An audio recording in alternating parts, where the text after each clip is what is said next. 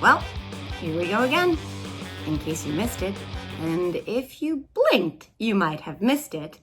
The same MAGA morons in all their finest musketry and merch who tried in abject futility to join up with the Canadian COVID protest convoy of 2020 have once again embarked on a pilgrimage of pointlessness as they descend, although it's really more of like an RV slow roll, upon the Texas border.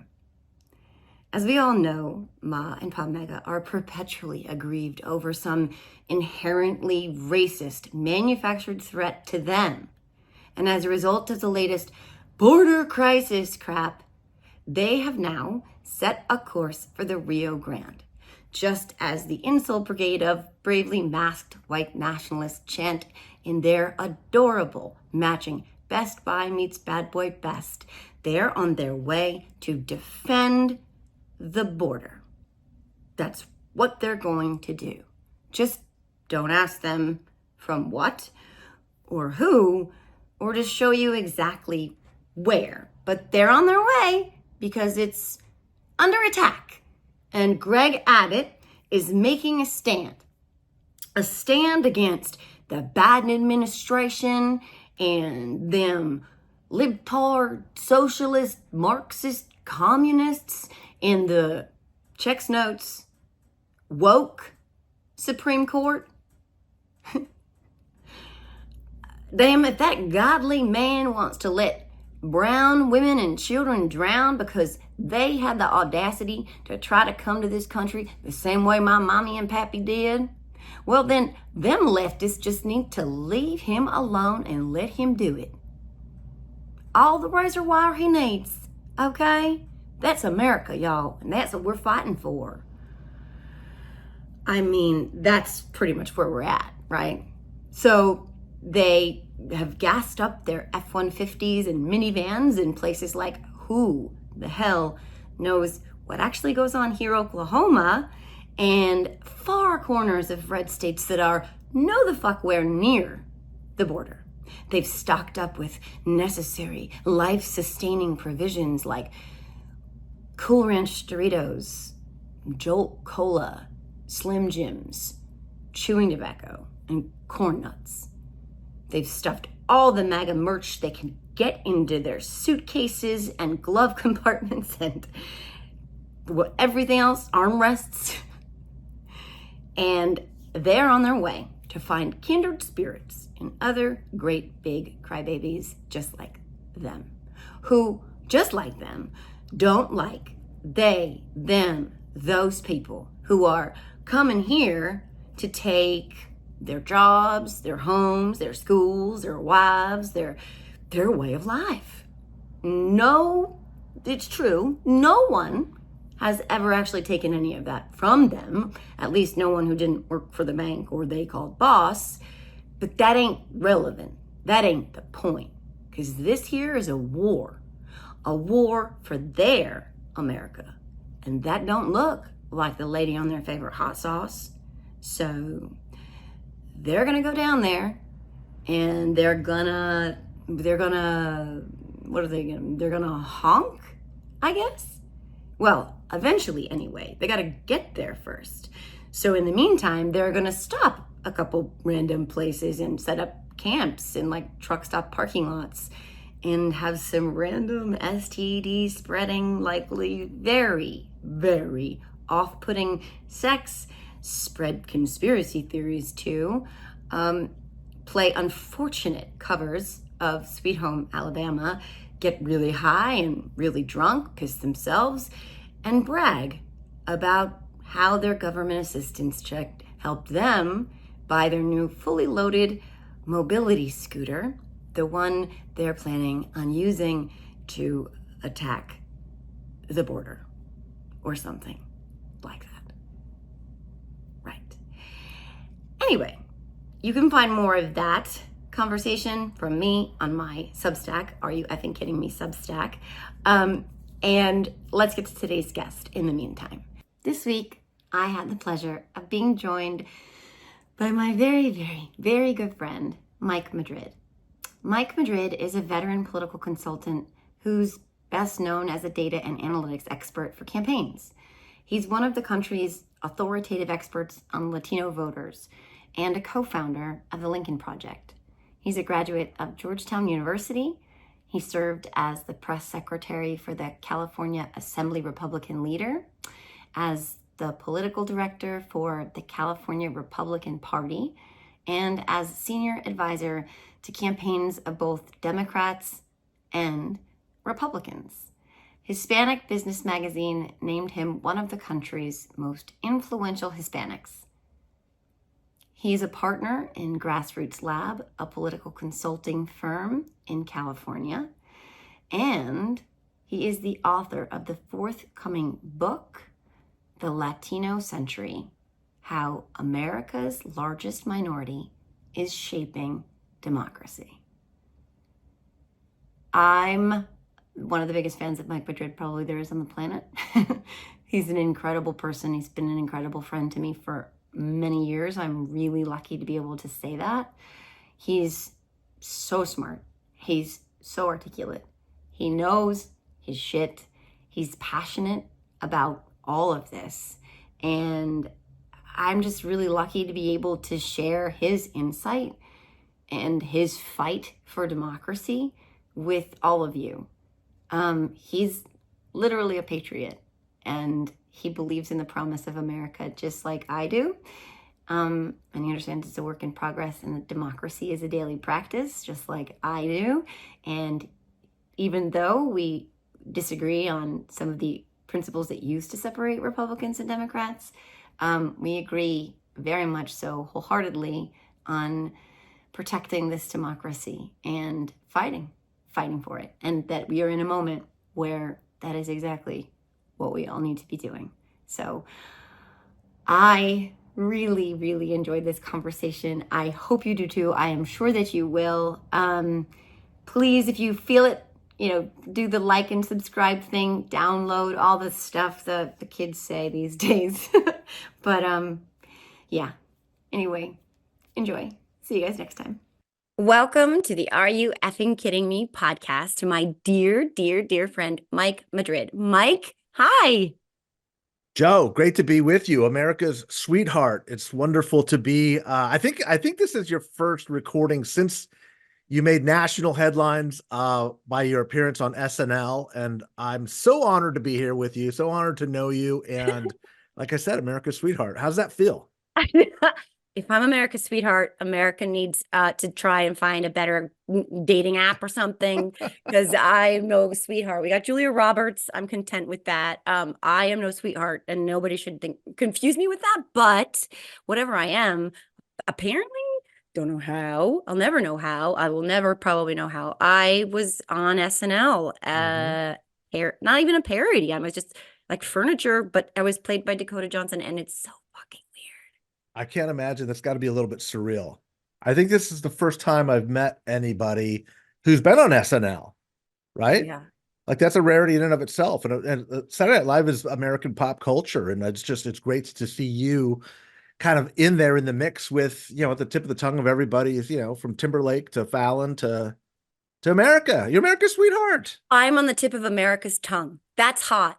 Like America. Thank you. You've hit the spot. Yeah. Several times. Justin Timberlake. At least that's why you are who you are. That's why America loves you, right there. Someone's got to do it. It's like a public service. But now that I know also I've been on the tip of Justin Timberlake and Jimmy Fallon's tongues, it's like all that happened at once. I don't know if they realize that we've been to that place together. So I feel like we should have dinner. At least they owe me a drink, right? If they're going to go that far and be putting me on the tips of their tongues.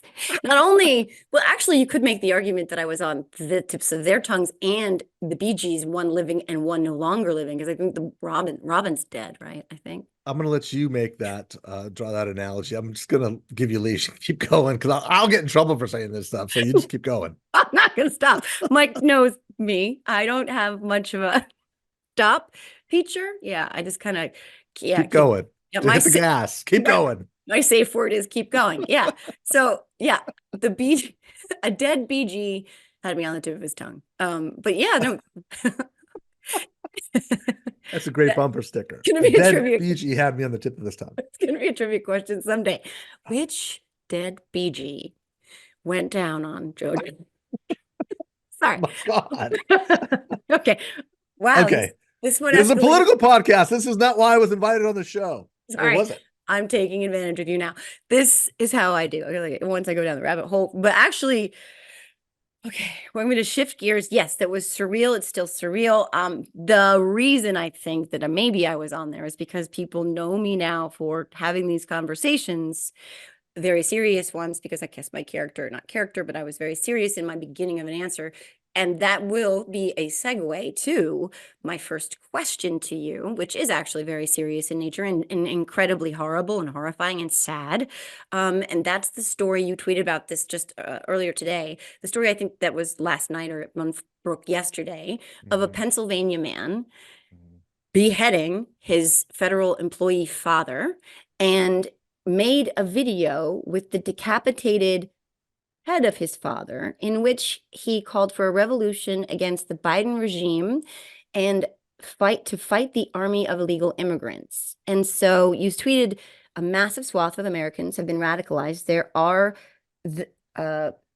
domestic terror cells that are being activated. And I want to talk about that. I want to talk about what you meant by that. I want to talk about the rhetoric that got him there and the connection between the two, and how people who are passing off Trump's rhetoric as, oh, they're just the musings you can't take seriously. He's always been like this, how dangerous that is. So I guess we'll start with, what you tweeted and what you meant by what you tweeted.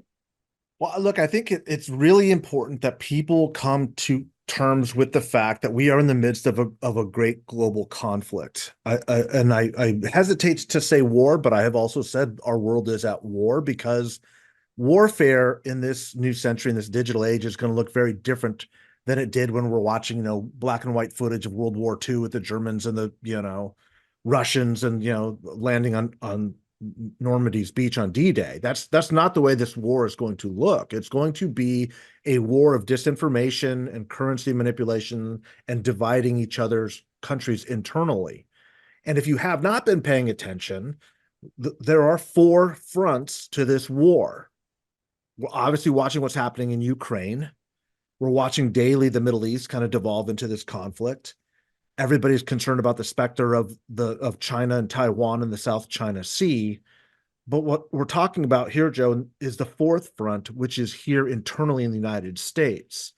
There's no question there are a lot of organic factors that have driven our division as Americans over the course of the last 25, 30 years, obviously longer.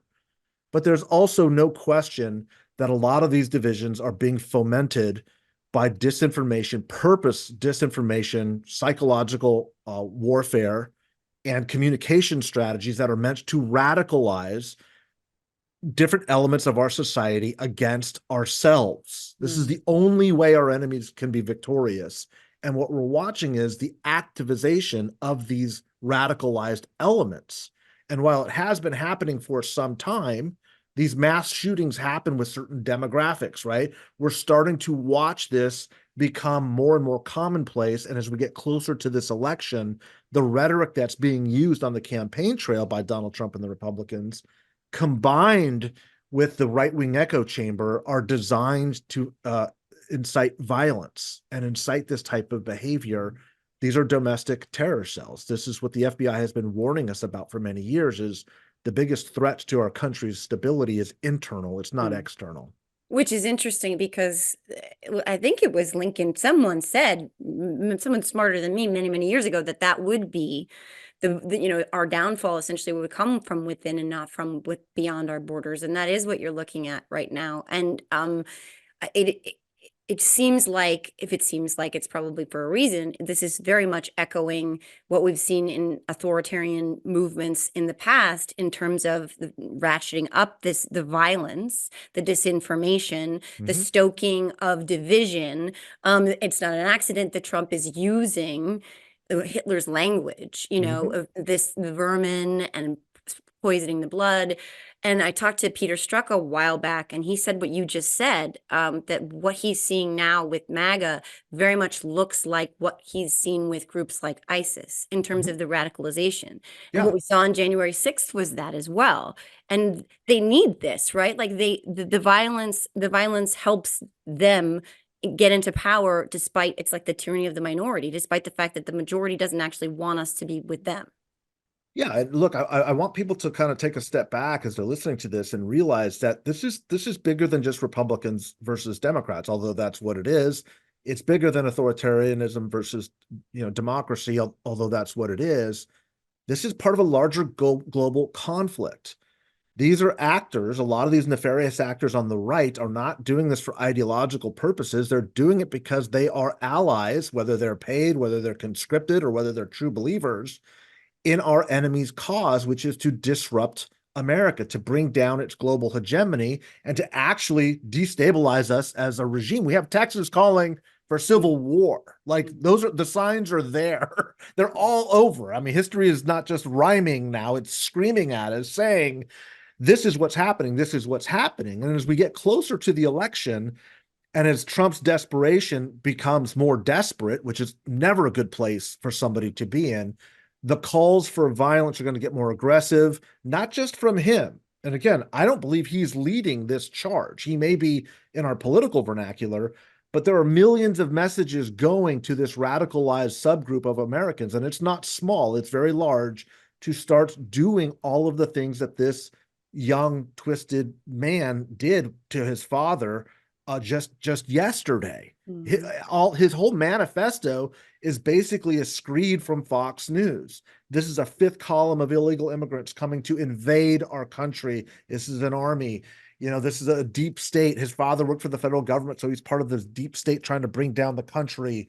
Patriots need to rise up and take this back. I mean, it's frightening, insofar that it's deeply embedded into this demographic, and it's why we're seeing, like, look, in the last 72 hours, we saw two brothers in New York who were arrested with an enormous amount of hardware, a huge military cache, anti-government sentiment. We saw just 48 hours ago, we saw a man was arrested in Michigan, driving with his GPS sets to the White House, leaving screed saying he was going to go kill Joe Biden with weapons, heavy weapons in his car. I missed Like, that.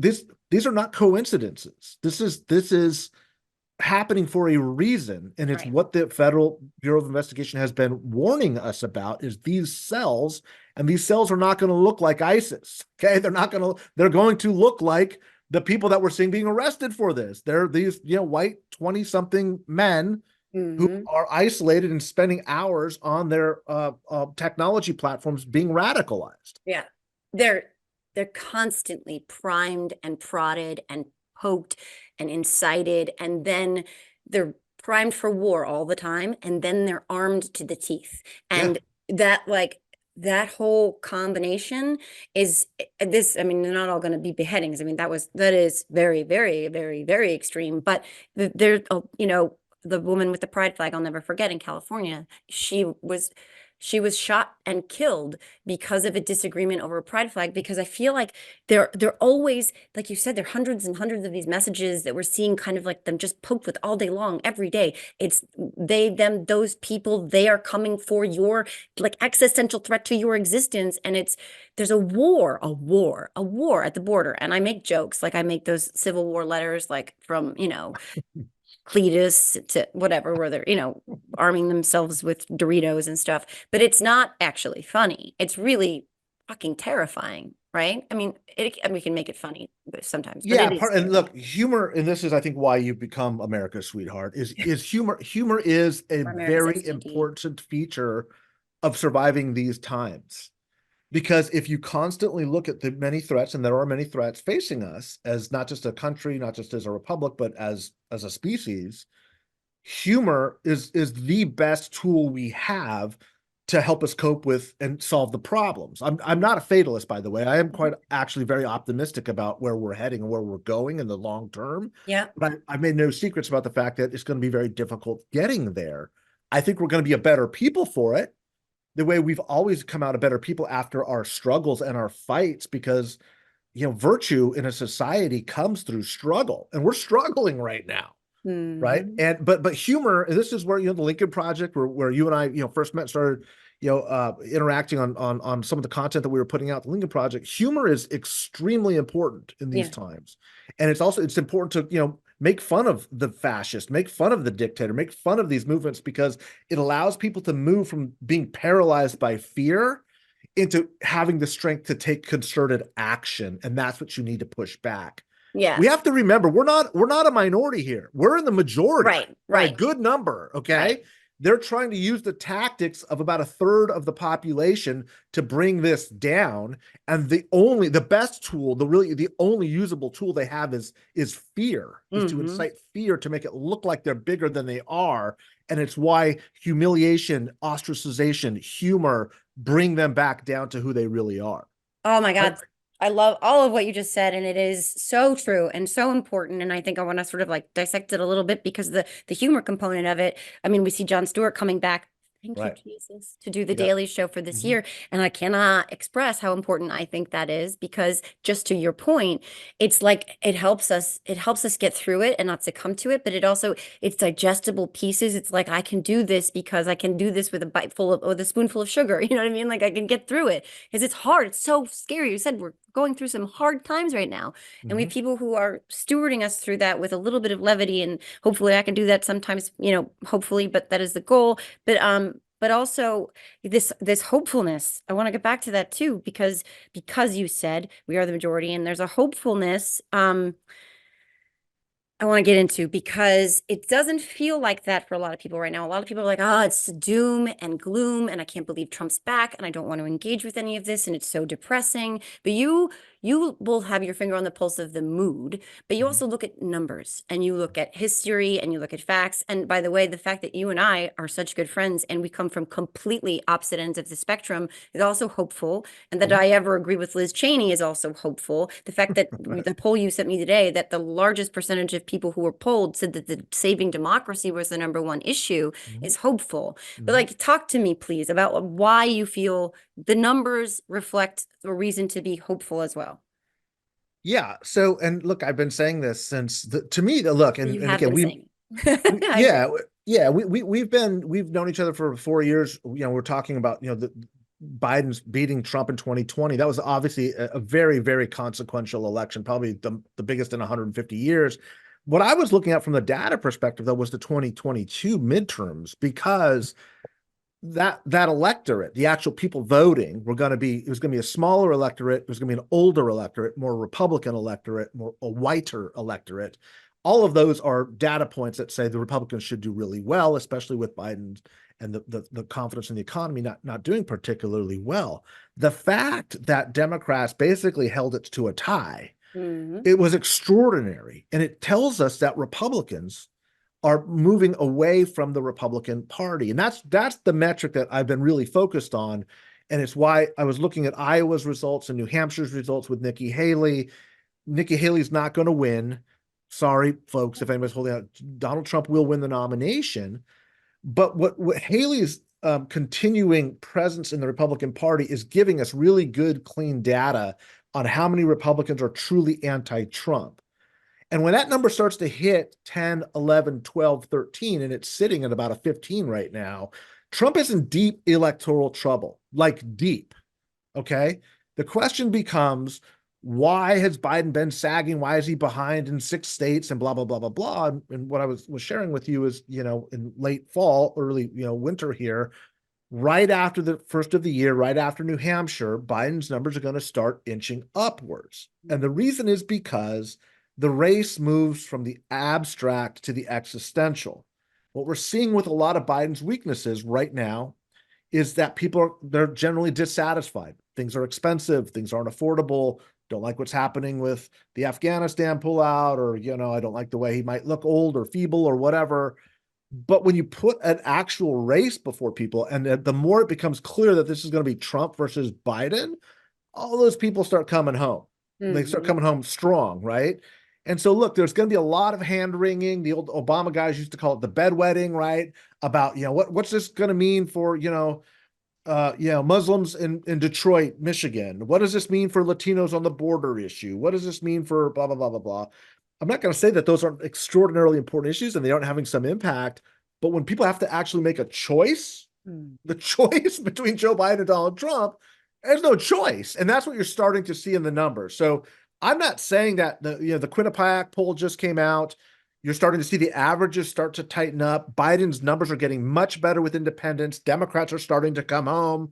The stronger Trump gets in the primary, the stronger Biden's going to get in the polling. And that's going to be the battle. And the fundamentals, a lot's going to change between now and November.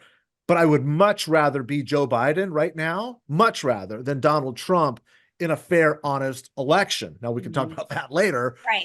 but in a straight up electoral contest, I would much rather be Joe Biden. And I've been saying this for a couple of years, even though the polling has been bad. I'm not worried about any of that. All of that is correctable and fixable. And Biden's made the moves to bring the adults into the campaign and start running things a little bit more structured and disciplined. The timing is right, and they know what they're doing.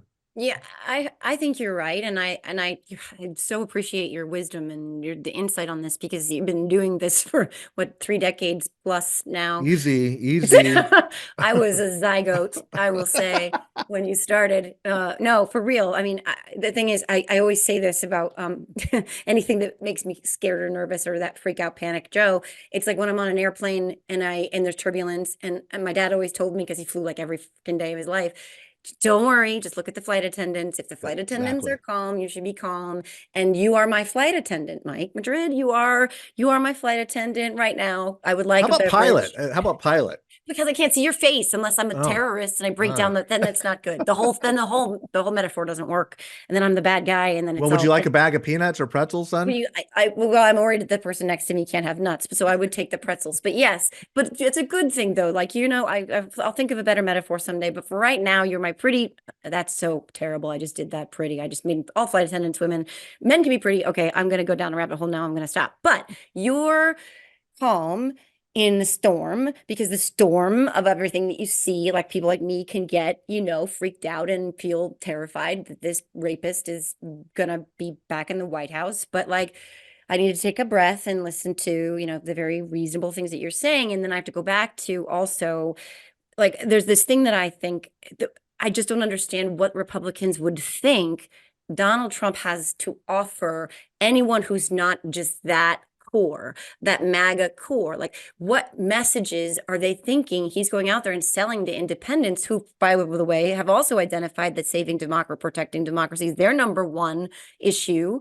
Like, what is the Republican Party's calculus here? Why how have we gotten back to this place where that's their candidate? I just don't understand that. I'll never understand that. And it's a great question, and I'm going to try to answer it as a campaign professional, because something very unique did happen in 2016, which was, Donald Trump won by losing and by subtraction. There's an old saying in politics and campaigns, which is you win by addition. In other words, you've got to keep appealing to a broader audience. Donald Trump won by doing the exact opposite, literally. And how did he do that? He did it because we have this thing called the Electoral College, right? And he was able to energize his base enough, and his base is monolithically situated in most red states, that could give him the combination to get to the right numbers he needed to get to 270. So he literally won by losing votes. Remember, he won at that time, a historic share of the popular vote. He was trying to create a bigger loss in the popular vote to increase his numbers in the Electoral College. It's kind of an ingenious, if diabolical plan. So here's the problem. When you do that, you start to cement attitudes about the party that are very bad with every other demographic except for the people that you're exciting. Right. So women, the gender gap now it's 20 points now. Like, I've never seen the gender gap that big. Women are just fleeing the Republican Party. You've stressed this to me over and over again. You saw it before Dobbs. You saw it during Dobbs. You're like, Mike, you're still missing it. Maybe I am. All I'm saying is the numbers are starting to show this gap, right? But remember, women were leaving the Republican Party before Dobbs. This is not a new trend. It's just kind of accelerated it, but it started with Donald Trump's election. So we've got a trend line now. Like 3 of the last 3 elections, Republican women are saying, I'm tapping out. I'm out of here. I'm done. But you're seeing this rightward shift of Hispanic men and African-American men who don't feel comfortable in the Democratic Party, mainly because of the media that they're consuming, I would suggest and argue. And it's driven largely by culture. It's not economic concerns. In some cases it is, but by and large, there's this culture war waging. And that's why the Republicans can't help themselves for going after Taylor Swift or Bud Light or critical race theory or all these stupid, things that the average normal person who is not hooked up to a Fox IV drip is going like, what the hell are they even talking about? But with their own base, when you are already primed, let me put it this way. Bring it back to this guy yesterday. If you're like borderline willing to cut your dad's head off because he works for the federal government, you are of the type that's going to believe that Taylor Swift is an agent of the Pentagon. Right? She's a psyop. Like that's how far gone millions of people in our country are. So if you approach this rationally, you're missing the plot line. Like we're already way down that rabbit hole. And for a lot of these people, they just can't get out anymore. The good news is we're seeing data enough, not a lot, but enough of these voters leaving and saying, I'm tapping out. I can't do this anymore. This party has absolutely lost its mind. Which, again, some of your takeaways from New Hampshire and Iowa were related to that too. And some of the clips that I saw that you shared as well were Republicans saying, if Trump's the nominee, I'll either not vote or I'm going to vote for Biden, which is a kind of a shocking statement to make. But that's where a lot of them are. And I think January 6th still has something to do with that. But I want to talk about also, I mean, there's this disconnect too, that the disconnect is also that Taylor Swift can be a psyop, but that Donald Trump is somehow devout and a patriot. Like they literally live in the upside down. It's just everything is completely mixed up. It's not surprising. It's like their minds are made out of jello. But yeah, what was I gonna say that I was gonna have a thing and I was gonna say a thing and then it was part of that thing. But crap, it was there. But so the completely the sense of reality is all skewed. But I just, how do they see this holding on to the base? There's not enough of them now, are there, that they think that the calculation is that they can take just the dwindled base as it is and translate that on a national scale, when the trends you said, like even in this past November, in Ohio and I think even Idaho and here in Jersey, which has been kind of leaning a little redder lately, which is a little too close for comfort.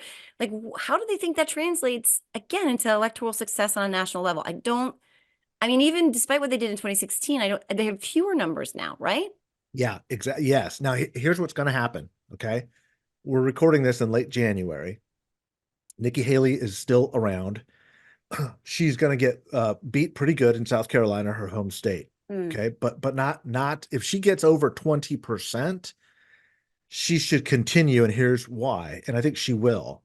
Most of Nikki Haley's support base in the Republican Party now is overwhelmingly anti-Trump. It's not pro-Nikki Haley. Right. These are Republicans who are saying, no, we're against them. And we're going to stand up and say that. Contrast this to 4 years ago in late January, early February, when the Lincoln Project was just getting started. And I'm looking at the data, and there were 6-7% of Republicans saying and polling, I'm not voting for Trump. This is right before the first impeachment hearing. The first impeachments happened in February of 2020. I'm sorry. Okay. We are now in 2024, January, and you've got 17% of Republicans saying, I'm done. I'm out. So you're never going to get to a majority of the Republicans saying that. But as I've been trying to counsel people for 4 years, you don't need everybody. You need enough. You don't even need a lot. You just need enough. And Donald Trump, I would argue, is 3 times weaker than he was 4 years ago this time, heading into an election that he lost. Yeah. Okay, as an incumbent. So that's, again, why I feel good about the fundamentals, as I call them, about the race. But here's where it gets, I think, even better for Biden.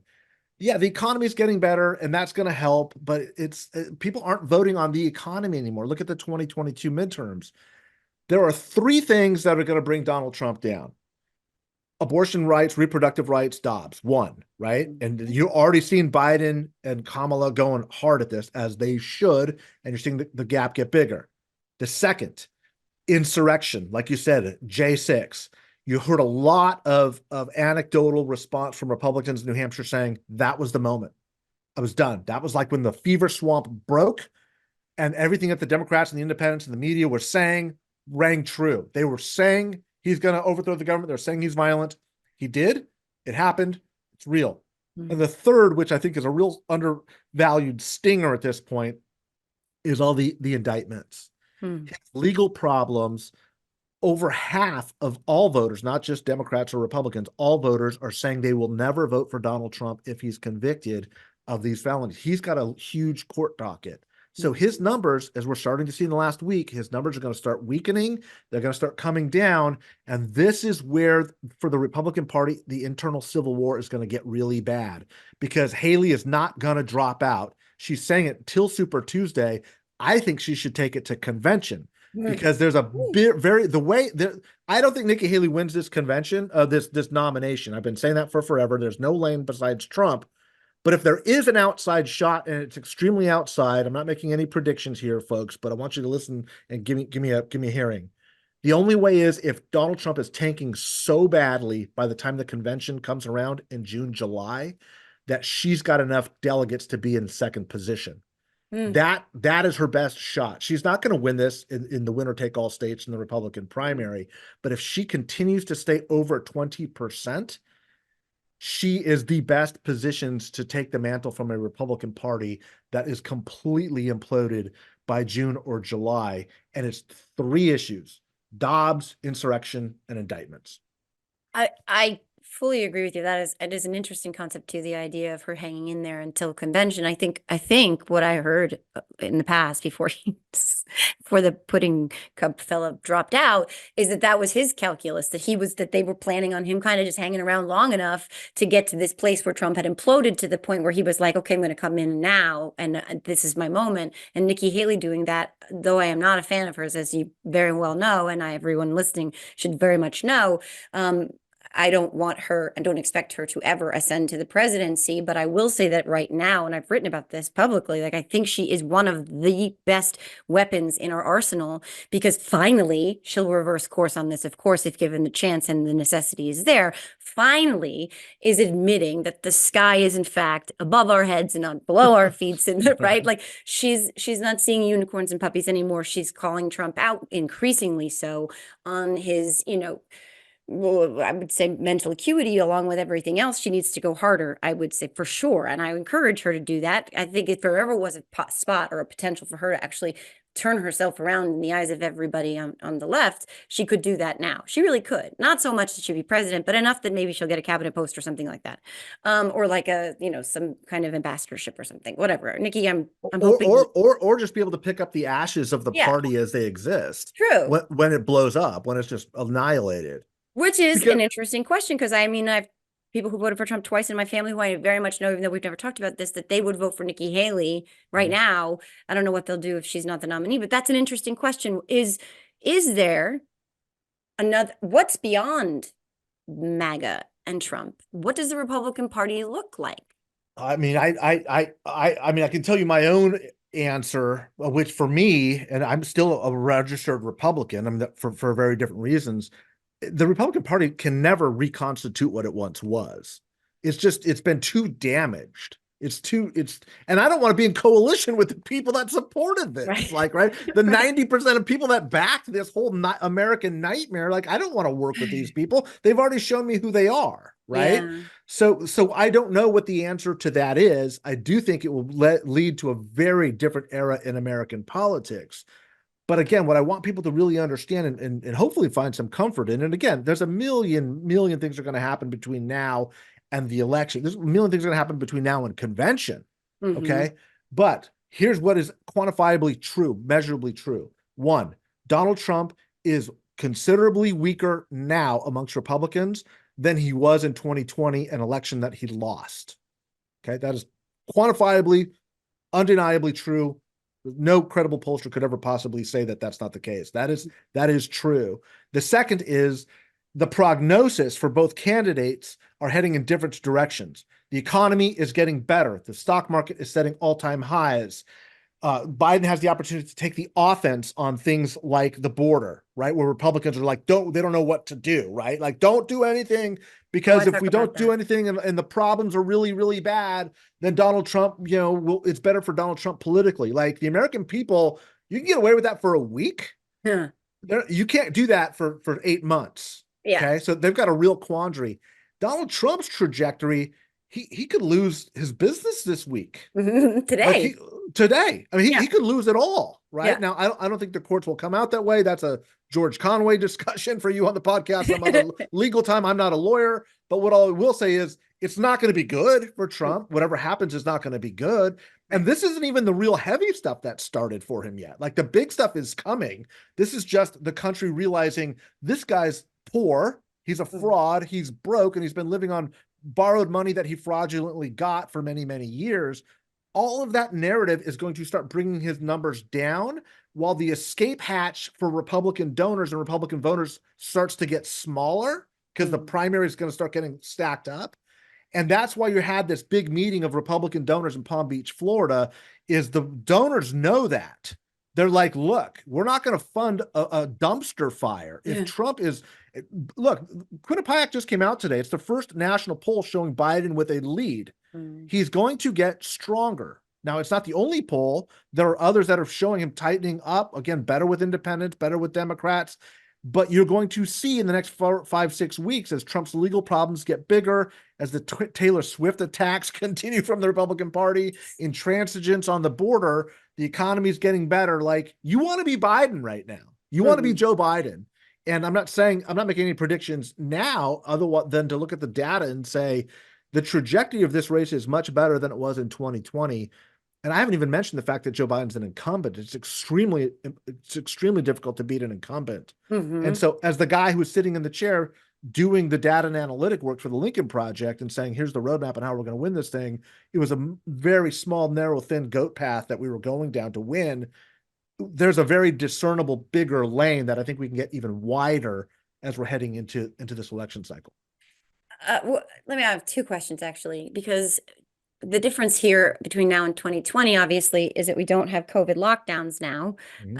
I don't know what quantitatively how that impacted the number of people who voted. One would assume that it increased the number of people who voted but surely by the fact that they were both home and had access, that was easy to vote. I mean, I don't know about that. I guess that's portion one of that question. And then the second question, part of that question, is about the border, because you've identified with me repeatedly, which I think is interesting because it's not my top of mind issue, but that this could potentially be an issue that Biden could flip on its head in terms of switching the narrative on how Democrats talk about that issue, because that issue is number one, by the way, I think, for Republicans, is the immigration. And Biden has an opportunity now with Greg Abbott down there playing, cosplay Alamo, by not following the Supreme Court. So, okay, 2 things, right? So the first part was, no, my brain is listening. My brain is losing it. Let's go to the border first. Okay. And what you think Biden should be doing that Biden's not doing. I also want to talk about the fact that, like you said, Republicans in Congress now is like ball washers, like Mike Johnson, have decided that they're not going to move bipartisan legislation on the border because he doesn't want them to. So he's basically saying, this, like the guy who said he wants the stock market to crash is saying, I want this crisis to continue because that helps me.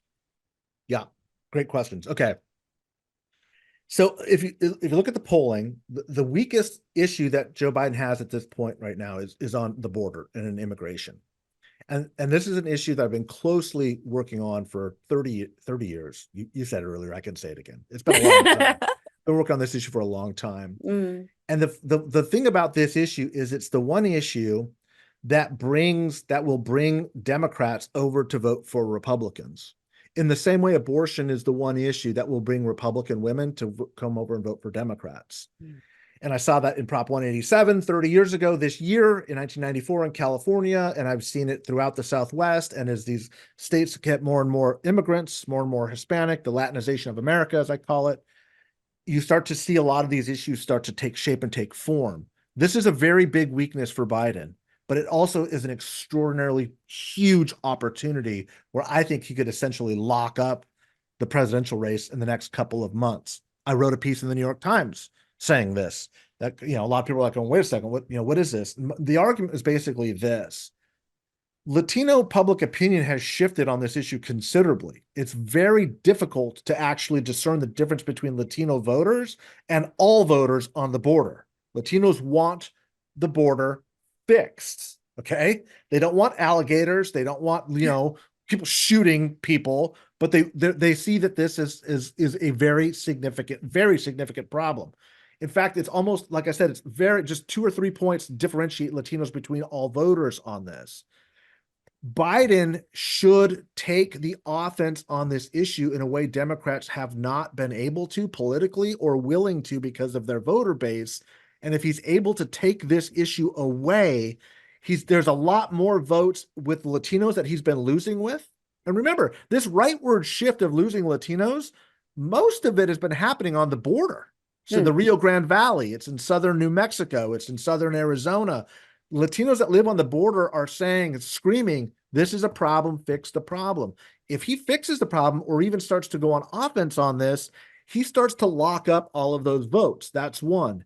Two, as much as Democrats are uncomfortable going on the offense on this issue, Republicans are way more uncomfortable being on defense on this issue. And you're seeing that play out, right? Mike Johnson's like lighting his hair on fire and like running in circles and going, oh shit, oh shit, oh shit. Everything he asked for, they're going to give me. What do I do? We don't really want this problem fixed. Yeah. It's like when Bill Clinton cut the peace deal with Yasser Arafat and says, okay, this is what you want. You're getting everything. I'm delivering Israel. You get everything. And he goes, oh, no, wait a second. I don't want that. No. It's like, that's what you wanted. That's where the Republicans are at right now. And that story doesn't end well for them, because if they're saying, and they've been hyping everybody up, and again, this Fox IV drip of just constant immigration invasion, we're going to be killed because of all these people coming across the southern border. And Biden goes out there and says, let's fix it today. Pass the bill and I'll sign it today. And the Republicans are like, no, that's not good ground for them to be on. And if Biden is willing and capable, and he's getting there because he sees it and he knows it. And the Senate Republicans have basically blessed it. It may not come to the floor right now, but the longer this becomes intractable and the more Biden is running on offense, the more you're going to start to see the Republican House numbers become in serious jeopardy. Republican Senate, the Senate map gets more complicated, and Trump's numbers start to really crater and collapse, especially as the drumbeat of war starts to bang all over the globe. People want this problem fixed, and Biden's saying, I'll fix it. Give me a bill. I'll sign it today. You can go on your theater with impeaching Mayorkas or whatever you want to do. You're not fixing anything. And the American people are going to start seeing that really quickly if they aren't already.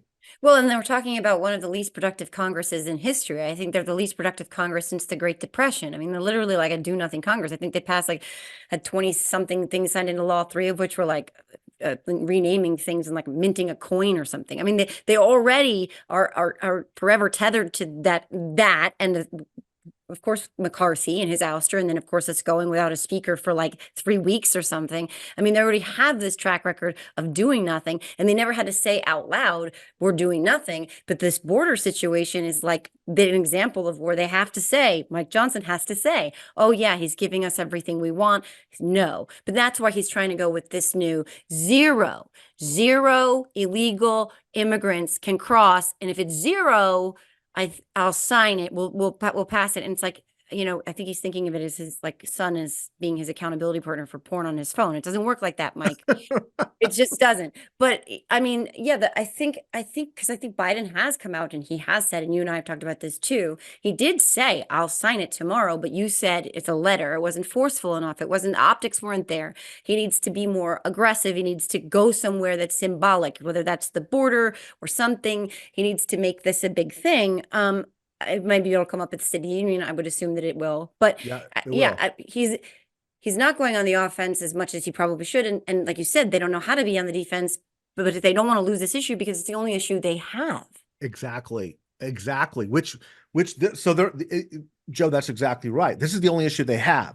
If they give Biden this bill, he, what are they going to talk about? Abortion? Like a Well, right. national abortion ban? Like, what are you going to talk about, right? Right. Good luck running on that. Yeah. So that's why Biden needs to hit the gas, like hit him in the face and then hit him in the face again and every day hit him in the face, because at some point they will go to the Oval Office and say, Uncle, I'll tell you what, we'll give you what you want. Give us a little bit of a gracious out. Let us take some credit for something, and we'll give you the bill tomorrow, and we'll give you the money for Ukraine. That will happen. And Biden's been around long enough to know this. His people know this. Yeah. They're going to get it. The question is, how much pain are the Republicans going to take while they're sending, these crazy clown convoys, of people down there to do whatever it is that they're going to do? Or worse, they want to have this Orville Faubus standoff, where Eisenhower has to send in, by the way, Eisenhower has to activate the Insurrection Act to send federal troops in there to knock off the weekend warriors at the National Guard in the Arkansas, schoolhouse to integrate those schools. Sorry about that weird detour, but it's the same thing. Yeah. Biden ought to the optics of that are great. Reinstitute the Insurrection Act, send in the feds, clean this up, demand a bill, and say, we're going to stop and we're going to do this the right way. You're not going to have a revolution. As much as we'd like you to secede Texas, you're not going to secede. Right. Good luck. If you want to go play Alamo, but don't do it here. Like, the adults are going to run this country. As much as you guys need something else to be pissed off about, the Super Bowl's coming up in a couple of weeks. Get pissed off at Taylor Swift. This is real stuff. Yeah, and they really don't want to lose this issue because they lost Roe, because what Dobbs did to them, right, was this expression that I'm new to, which is the dog catching the car. Yeah. That's what Dobbs did to them. It flipped the entire fight. So I personally can admit I was complacent on that issue in the past because I was like, it's fine, it's settled law, it's fine. So I wasn't out fundraising for it, talking about it every day. My daughter was safe; she had all the same rights I did. And then they were fundraising like fuck off this damn thing, and then they do it happens, and the whole script is flipped now, where this is the number one issue. This is so important, and you've really tapped into this. That's exactly what's going on here. Is the Republicans need a border crisis to get away from Dobbs. Yeah. Because that's the only thing that will bring all the women that they brought back, and I'm not saying all of them, I won't ever say that. My razor wire brings all the ladies to the bar, and they're like, it's the fear of rapists and drug dealers and criminals, especially black and brown ones, coming across the border. Like, that's going to scare a lot of suburban women back into the GOP. That's why they're doing it. That's why. And if they solve the problem, it's going to go right back to Dobbs and abortion, which they know they're going to get slaughtered on. So again, Biden has a ton of leverage right now, a ton, and they're starting to use it. They're going to use it. I wrote that piece in the New York Times because I want to give him the cover to say Latino voters support Biden moving in that direction. So if Latino voters are with you, I know there's a lot of voices in Washington, D.C. that have built their fortune, their money, their contracts, their title, their White House invitations to Christmas parties on being that position. But Biden needs to transform this coalition and make it bigger, get reelected, change and broaden the Obama-Biden coalition, solve the border, and make sure that Ukraine gets funded. He can do all of that with one fell swoop. I wanted to talk about Ukraine too, because I think that's getting so overshadowed in this conversation. And I think that feeds right into that protecting democracy theme that is so prevalent among the polling, the Quinnipiac polling, because I know that they're really probably just talking about protecting democracy in the United States, but I do think that there is a bigger idea of protecting democracy in Europe and not letting Putin advance any further. And I think that we've abandoned that conversation a lot. Not everyone, but even Senate Republicans who are like war fucking hawks like Lindsey Graham are using that as a wedge issue to give Trump what he wants, and by virtue of that fact, Putin what he wants. I feel like I hope that Biden hits this harder too, because I feel like that needs to be more a part of a conversation. But I'm curious, from your perspective, from a numbers perspective, where does the electorate fall on that issue? Where do the numbers break? So this is concerning because there is no bigger issue or threat to our times than the war in Ukraine. And as you know, Ron Stessel and I went to Ukraine 90 days after the war broke out, right when Nancy Pelosi was there as speaker. We went to Ukraine. We were helping Zelensky and some of his folks in their cyber warfare messaging campaign. So I was in downtown Kyiv on May Day. I was there, when people were trying to figure out what the assault was. And I went there because that war will determine, I genuinely believe this, how successful the United States is going to be, not only in this election, because if Vladimir Putin gets Trump elected, you will see NATO collapse. You will see a stronger Iran, and you will see Taiwan invaded. That all of that will happen within 6 months. And we will keep saying America's not going to get involved in these wars, or we're America first, let the world burn around us, when it's really just the bidding of Vladimir Putin. Okay.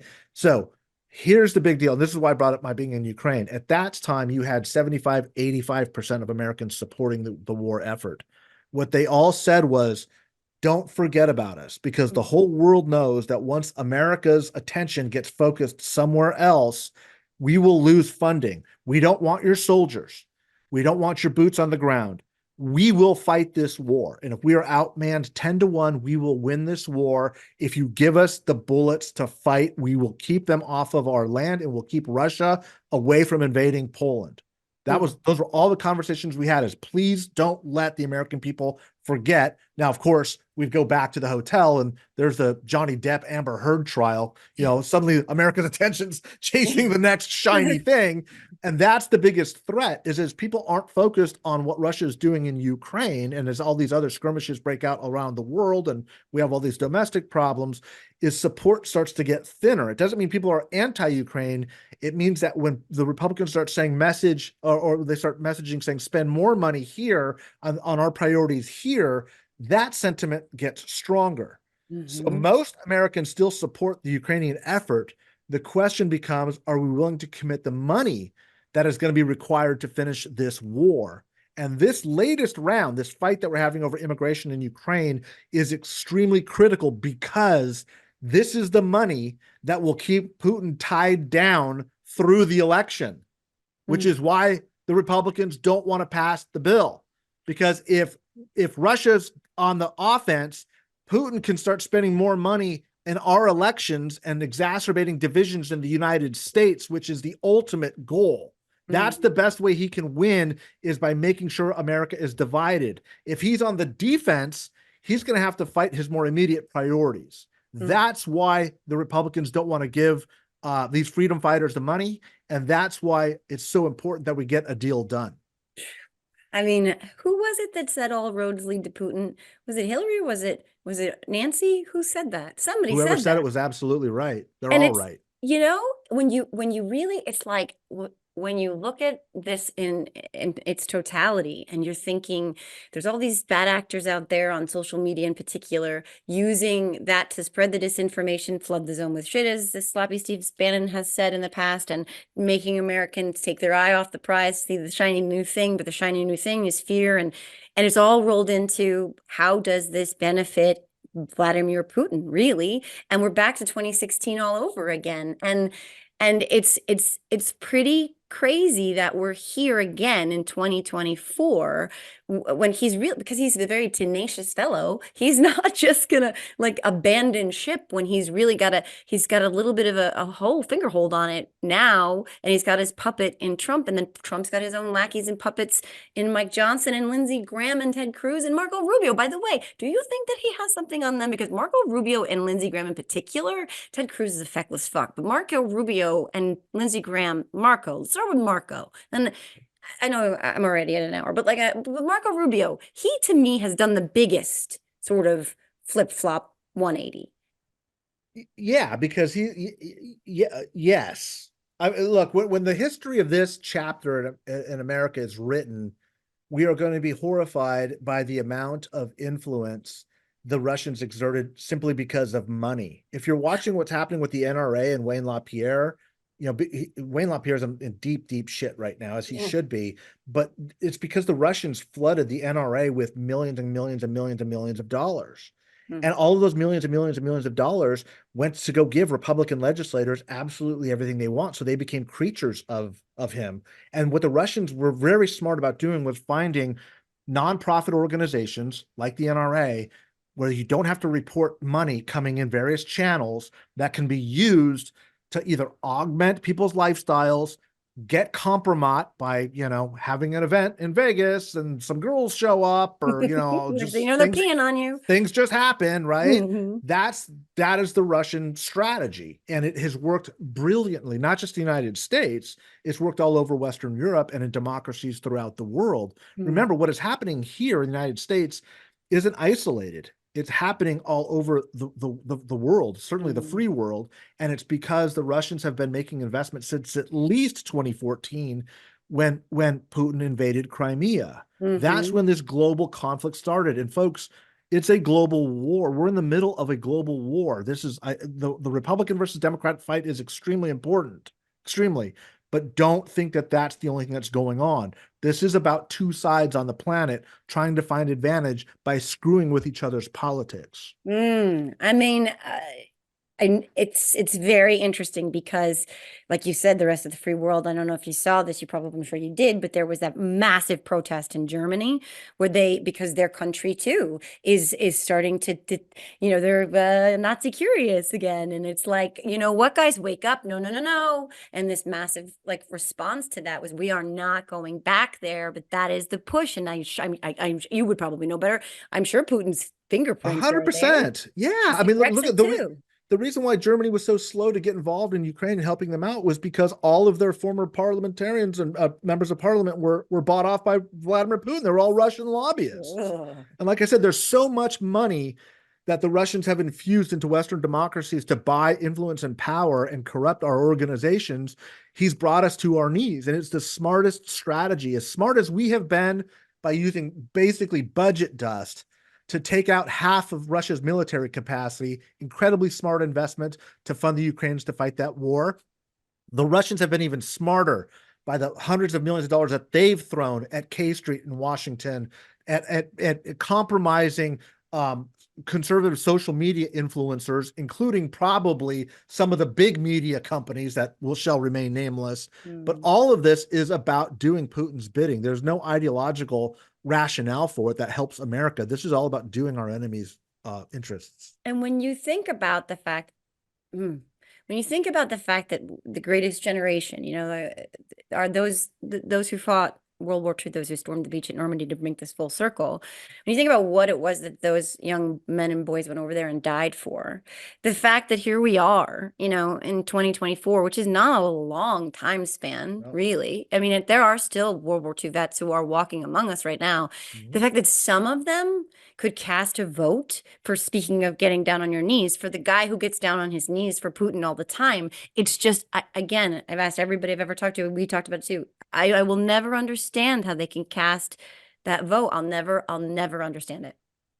Well, just remember, a lot of this is psyops. This is not rational thinking. Yeah. It's many, many years of indoctrination and propaganda. The Russians are very, very good at it. They've done it to their own population. They've involved themselves in other democracies. This is a big part of a very long-term, like I said, 2014, a 10-year effort and multi-billion-dollar campaign to influence and indoctrinate the American public, and to bring it full circle to where we started. A wide swath, half of the American public, has essentially been radicalized and indoctrinated with these beliefs. And that's why this irrational behavior is popping up, is because it's not rational at all. Yeah. Which is also, I mean, again, a bolster to us to say, like, we're the majority, as you said, and these are things we know as a majority of Americans we want to reject, and we have an opportunity. We have the maybe last opportunity we'll ever have to reject this in full force. Not that it might keep coming up, but this, I mean, if we don't do it now, we won't have a chance to stop it again. That's like not hyperbole to say, really. It's not. No. In fact, I'll take a step further. I'll say we have an obligation to fight, because what we have today was paid for in the blood of those soldiers on Normandy and Guadalcanal and the Mekong Delta. And this is what we have right now, is what Lincoln said, again, to bring it full circle, is, we will never be defeated by a force outside of us. We will only be defeated if we lose it internally. We are, if we become our worst enemy, we will destroy ourselves far faster, more efficiently than any external threat could. And we're starting to see the signs of that right now. Yes. And I will say, because I I tend to be an optimist, which is weird. But and then we're going to get to my random questions. But like I also find this is such an interesting intersection of time, of moment in time, of collision, because I also feel like we the people, you know how I feel about this country. Like I know we're not perfect, but I really do believe that we're special. And I Mhm. know I get knocked for that all the time. That's fine. My dad was an immigrant. He came here. He believed this country was special. He built himself a life where I was able to, live a life of somewhat of privilege. And my dad believed this country was special. He instilled that belief in me, and I do too. And I think ultimately we're special enough. Our resolve is strong enough. Our appreciation for democracy and participation in democracy is strong enough that I do think ultimately, like you do, numbers aside, that we will prevail. I really do. That we ultimately, like we saw in Ohio with issue one, where they were like, wait a minute, you want me to take away my right to participate in democracy? No, thank you. I voted for Trump, but I don't want that. I think ultimately that's what we're going to see here too, in this election. Look, I'm not only do I agree with that 100%, this is going to sound very strange, but I hope people, give me a little bit of leash on this. I'm actually grateful for this moment. Hmm.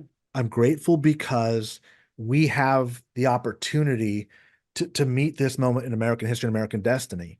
This is for this generation that has never seen that type of conflict. We were not like the World War II generation. Yes, we had 9/11. Yes, we had the Vietnam War. This is our conflict. We are coming off 30 years of probably one of the longest stretches of peacetime, given we had wars in Afghanistan and Iraq. I'm not discounting that, but we are oftentimes a victim of the fact that we were a global hegemon, that we were the sole world power, and a generation or two of us has forgotten what that struggle and conflict has looked like for the 20 previous generations. This is our moment. We are going to rise to it. We are rising to it. And the thing about conflict, think about your own individual life. When you struggle, you realize and figure out who you are, and you fight for that, and you become that, and you instill a civic pride and virtue that has been missing in America. And we are going to value our freedoms, value our constitutional protections, and value our republic more after this than we did before and during it. And that's the beauty, because a people like that have that civic virtue, we can hand it off to the next generation. So it's not fun, it's not easy, but it's not supposed to be. There is no end game where America just reaches the end. This is it. We're America forever. You win. No. That's not how it works, folks. It works because every generation has to fight for it. So when you get exhausted, when you get scared, when you get overwhelmed, I'm going to implore you to use every ounce of what you've got, like a soldier did on D-Day in Normandy, to take that next step and keep pushing the American idea forward, because that's our calling. This is our moment. And we are blessed to be able to fight for this gift at this moment in time. And thankful. That's why I'm grateful for you, Joe, is because you've rallied so many people and so many hundreds of thousands of people that your impact is showing, and we're going to need you in the coming months. Wow. First of all, I almost cried 10 times during that. And second of all, I would like to just like get an edit of that what you just said. That's that like speech. And I think that put it on a poster. I put it on a t-shirt. I'll tattoo it on my butt. I don't care. I don't need anybody looking at my butt, but if it means that you're gonna move and participate in this democracy, please then look at my butt. I'm sorry in advance, but it was, you just said it all. You just said it all. Like you said it all, and all I wanted to cry a million times, because I do believe that we took it for granted. Not you, many of us took it for granted that democracy was like gravity and it was just always going to be there, and we didn't do anything to protect it. And all of a sudden, people were like, "Sorry, we're gonna take that right away, and we're just gonna," and it's like, oh fuck, wait, shit, I gotta wake up, it's too late. Is it too late? Is it too late? Did I miss it? And it's a living, breathing thing. The country is always evolving and changing and growing, and I think, like, as long as we understand now that, like, you can't just leave a plant, to die because you just believe it's going to live forever. You have to Right. nurture it and constantly water it and do the things that plants need. And America's not a plant, but it, you know what I mean? But yes, so And as for me, the thing about what you just said at the end of what you said about my personal life, and why my understanding of like struggling and what that has done for me as a human being, and the journey that I've personally gone through from being at the absolute bottom, like bottom, not being able to afford food, people dropping food off at my door to feed my kids in secret so they didn't know, and getting here and being like, I have to do something, and I have to fight, and I have to get other people to feel like they need to fight because we faced the darkest hour. And so we know we'll never go back there. And this is one of our darkest hours. I mean, relative to anything Yeah. I've ever experienced in my life. Yeah. And so we are not, I am not, you are not, we are not going to just stop because we can't. And I ain't gonna lose to these guys. Fuck that. Like, Right? I'm not losing to those guys. Yeah, if we're gonna lose, it ain't gonna be the guys like that, right? As Ferris Bueller once famously said, and I'm not losing to those guys. Like, Right. no, Right. no. No. That's not the way this No. ends. It's not the way this ends. It doesn't Fuck end that. at, Taylor Swift, halftime show in the Super Bowl. Fuck that. No. But we're going to have a Taylor Swift halftime show for America. By the way, just side note before I get into the last bit, which is very fast. Did you see? I found this very interesting. Donald Trump, I don't know if Engoron has come down with the verdict yet, but the 370 that Letitia, that she's seeking is exactly the same amount of money that Taylor Swift made off of her merch and concert ticket sales that made her a billionaire. What are the chances? Awesome. You Right? can't make that up. Yeah. I know. I'm sure there's a conspiracy theory coming out on that one, but Yeah, yes. right. Yes. Yeah. Well, I mean, the Democrats are so powerful that they were able to essentially plot the ascension of a pop star 10 years out. Like they should probably be in charge of everything. If they can go to that level of, I mean, that's what's amazing about these conspiracy theories. If anyone could pull this off, I mean, do you think that this is where the country would be at? Like if somebody could actually orchestrate all this stuff, things would be 10 times better. But it's all happening while the guy can't tie his shoes and lives in his basement. What? Yeah. Okay. And it is truly unbelievable. But I will segue from the unbelievable quickly to the totally random rapid fire question round. Mike Madrid, you're up. Are you ready? I think. Okay. You got me nervous now. These are very serious questions, and the implications can change history. So have that in the back of your mind somewhere. If squirrels could talk, what would they say? I know this is personal for you. Mike has please visit his Twitter account. You will see his pinned tweet. Mike has a history with squirrels, but if they could talk, what would they say, and what kind of personalities would they have? Let me say this: squirrels are like the political consultants of the animal kingdom. They're varmints, they're rodents, right? But they're kind of lovable. They're like rats with good PR, as people call them. They're incredibly smart, clever creatures, and they love to taunt like things way bigger than them, like people, dogs. Like how many times have you had your squirrel like taunting in a tree, like? And they're and again, I spent way too much time during the pandemic watching this family of squirrels outside my window, and we all did, like, thanks to you. Yeah, great little family guys. Like the dad goes out and gets the orange and brings it back, and they all kind of are munching on an orange with the little ones. But he's always, they're troublemakers. They're by their DNA, they can't help themselves but to taunt and be funny and clever, and get into trouble. But they're also incredibly smart species. So I spend way too much time on squirrel watching and observing. And I've got a real love-hate relationship with it because they mess with me. They mess with me. They do. And they outsmart me. So it was one of the best unfolding dramas of all of the pandemic was your squirrel situation. Honestly, people would look for Mike Madrid's squirrel content every day. We were like pins and needles. What will this squirrel do next? Yeah, I think that you've nailed it. Yep. I like their PR. They have a cute tail. They do. They look cute.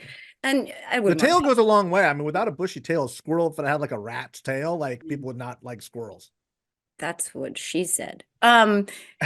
Bushy tail. Talk about bringing it full circle. I'd like the Bee Gees to sing bushy tail. Okay.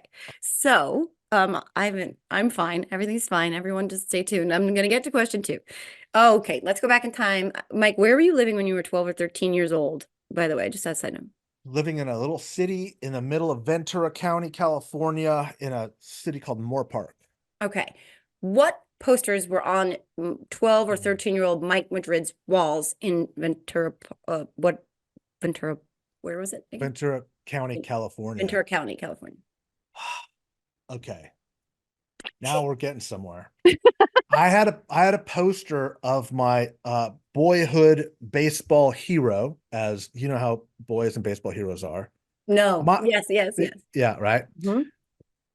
Steve Garvey, who's now running for the U.S. Senate as a Trump Republican in California. So talk about, I've lost my boyhood hero. Like, Wow. yeah, Steve Garvey. He's like played with, the longest standing, infield and dodge in MLB history.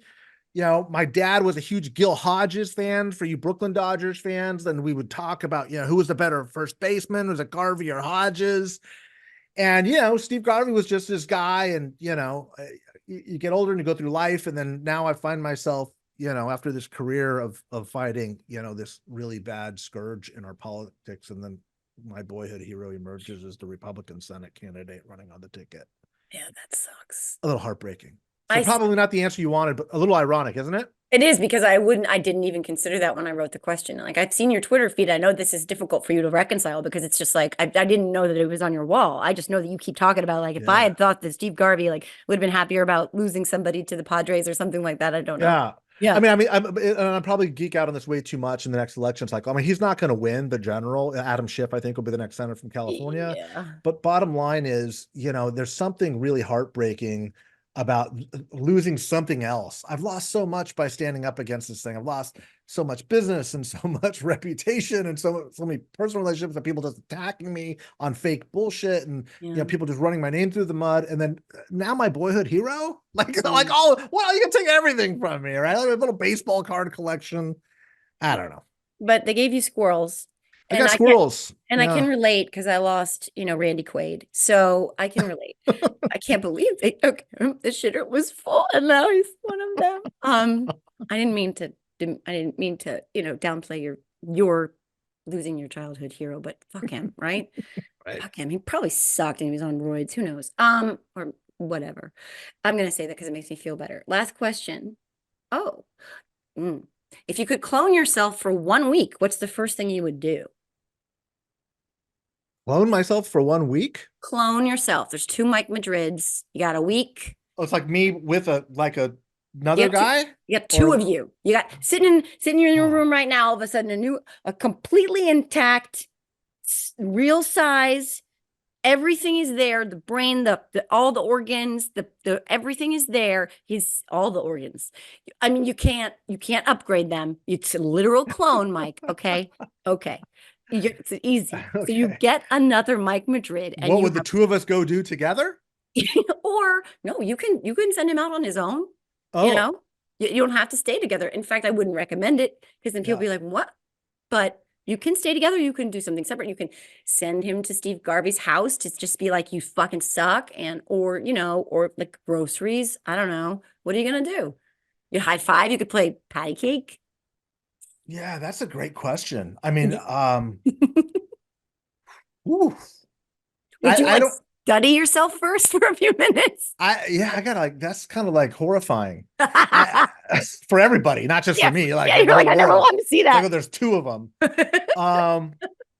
I think it would be, my immediate reaction is to say I would do like something together, like to see how that would be. But when I think about it, I'd probably want to run a campaign against myself to see who would win and who would lose.